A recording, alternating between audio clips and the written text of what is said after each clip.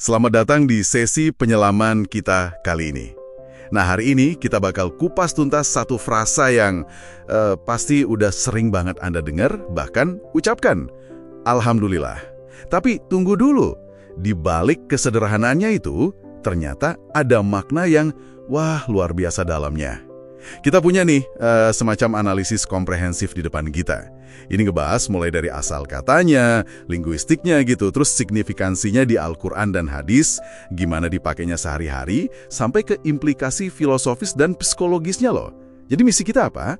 Kita mau coba bongkar bareng-bareng, kenapa sih Alhamdulillah ini bukan sekedar bilang, makasih Tuhan, tapi lebih kayak pondasi spiritual gitu ya, kunci ketenangan, dan cerminan iman yang mendalam buat seorang muslim. Oke? Siap ya? Kita mulai nih. Jadi, Alhamdulillah, Alhamdulillahi, kalau diartiin langsung kan, segala puji bagi Allah.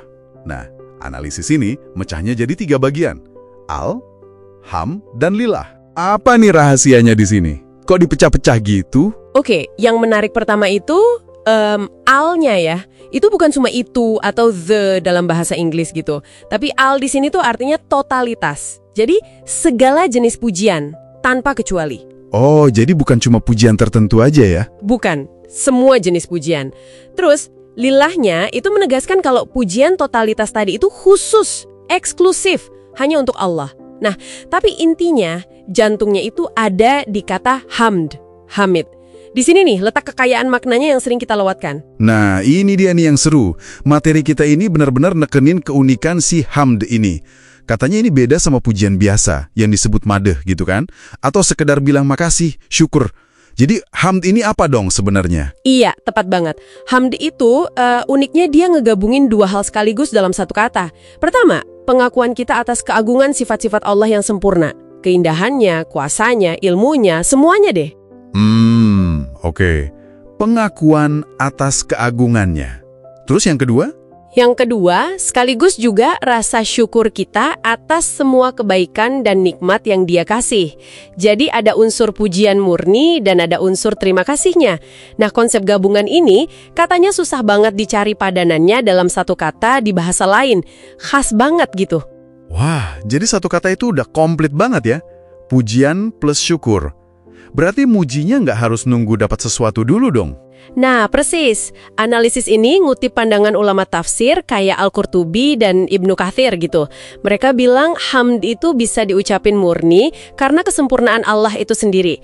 Kagum aja gitu sama keagungannya meskipun kita nggak lagi dapat nikmat spesifik saat itu. Oh gitu. Beda ya sama syukur? Beda. Kalau syukur itu selalu respons. Kita dapat sesuatu, baru kita bilang makasih kan, itu syukur.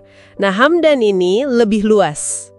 Perbedaan tipis tapi penting ini jadi bikin kita mikir ya, seberapa fundamental sih posisi Alhamdulillah ini dalam Islam. Dan jawabannya kalau lihat dari materi ini, wah fundamental banget. Alhamdulillah itu kan ayat pembuka di surah Al-Fatihah. Alhamdulillahirabbil alamin. Surat yang wajib Anda baca di tiap rakaat sholat loh. Betul sekali. Penempatan di paling awal ini kata sumber kita bukan kebetulan. Ini kayak pernyataan teologis yang kuat banget tentang kedaulatan Allah dan inti ajaran tauhid, keesaan Tuhan. Cuma Dia yang berhak dapat pujian totalitas tadi, kayak pilar utama gitu ya. Iya bener banget.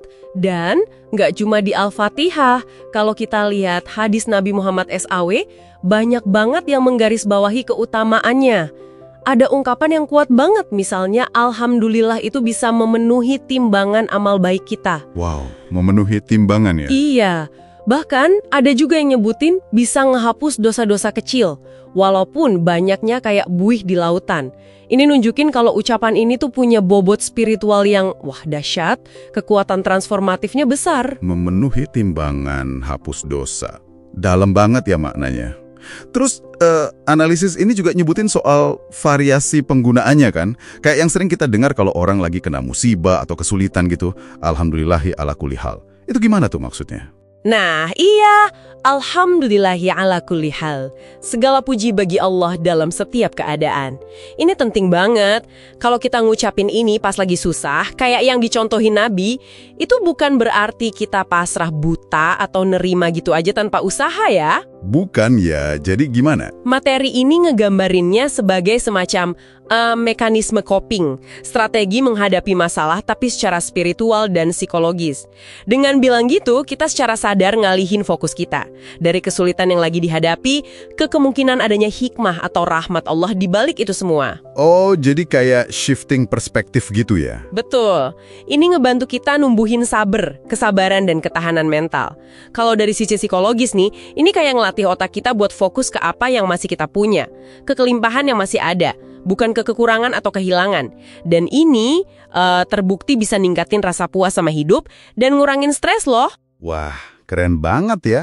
Jadi bener-bener bukan sekedar kata-kata di mulut aja, tapi sebuah sikap, sebuah mindset, latihan mental dan spiritual. Terus disebutin juga kan soal syukur yang sejati. Syukur itu katanya butuh 3 hal ya? Iya, persis. 3 pilar syukur sejati itu. Pertama, hati kita. Hati kita harus benar-benar ngakuin kalau nikmat ini datangnya dari Allah. Kedua, lisan kita. Ya ini ngucapin alhamdulillah. Oke, hati, lisan, terus? Ketiga, perbuatan kita. Anggota badan kita. Kita gunain nikmat yang udah dikasih itu untuk hal-hal yang baik, yang diridhoi Allah. Bukan buat maksiat. Nah, ini nunjukin iman yang aktif, yang nggak pasif. Yang kelihatan dalam tindakan nyata. Iman yang aktif, bukan pasif.